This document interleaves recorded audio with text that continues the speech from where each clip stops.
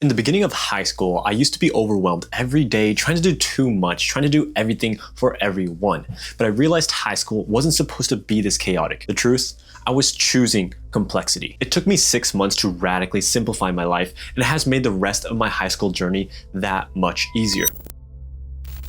My name is Shinwoo Lee, and I founded Inspirate Consulting to provide the most personalized college admissions consulting program. And with 94% of our clients getting to one of their top 3 choices, we know a thing or two about this process. First, establish rules. Instead of listing out 30 rules that you'll forget by the end of the day, try Charlie Munger's inversion thinking. He was Warren Buffett's investing partner for 60 years and had a net worth of $2.6 billion.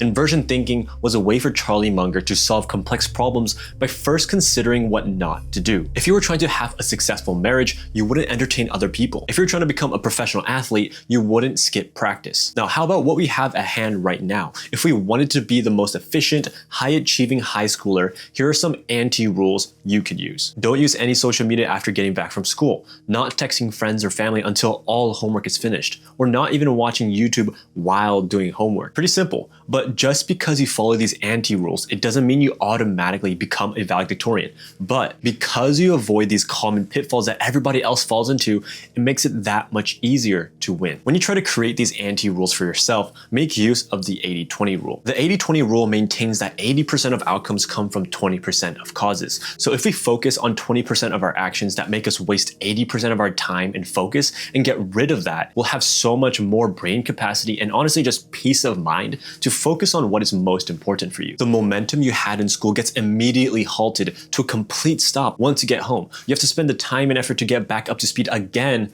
to just do homework, projects, and extracurriculars. Why kill your momentum when you can instead give it that little push to continue your streak? Next time, instead of binging YouTube the second you get back home, try knocking out a few homework assignments. Instead of having a YouTube video playing in the background while you do your assignments, remove all distractions. You'll finish your work quite literally 10 times faster and have the time to watch the video with your full attention after your assignments. Our brain isn't wired to multitask. Yes, you can listen to the video as you try to figure out a calculus problem, but as your brain hops back and forth from different tasks, it requires more effort and energy. Why do that when you can focus on one thing at a time and get it over with that much faster? Plan for the next day. Write down your 5 goals for tomorrow at the end of each day. They say the Super Bowl is won in the preseason, and if you want to win the college admissions game, you have to be intentional with your actions. If you let the randomness of life sway you around and affect what you do, when you do it, and how you do it each and every day, you'll never make it to where you want to be. These goals for the next day should be moving the needle forward, not just, oh, I'll do my homework.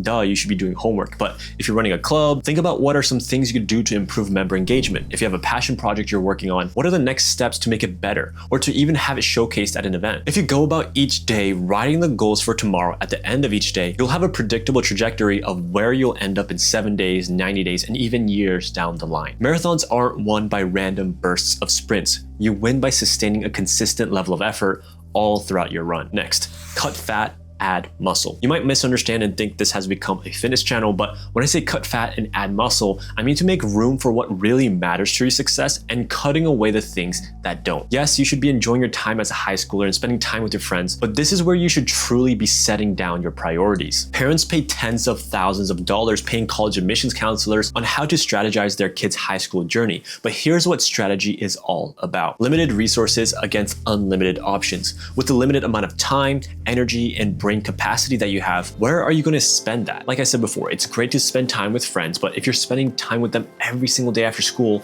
it's clear that your priorities are in the wrong place, especially if your ultimate goal is to get into the school of your dreams. You are the greatest judge of yourself. No one knows what you're thinking, doing, and saying as much as you do. No one can truly tell whether you're fulfilling your potential or not, because the only person that is with you constantly throughout the day is yourself. Only you can truly judge yourself. No one around you will know if you're binge watching TikTok all day or rotting away playing the game you've already sunk thousands of hours into. Even your parents don't know. Because why? Whenever they ask what you're doing, you lie and tell them that you're studying and doing work, just so they're not on your ass. But in reality, they worry about you because GPA-wise, you're not doing too great. All the while, it looks like you're spending all day on school-related things. Self-respect is the hardest to gain, but also the easiest to lose. If we follow our emotions and we do what most people do, we end up losing our own respect. respect. Now, if you want to know what extracurriculars that top colleges do and don't want to see, then I'll leave that video right up there. But don't click on it just yet. Make sure to subscribe and click the first link in the description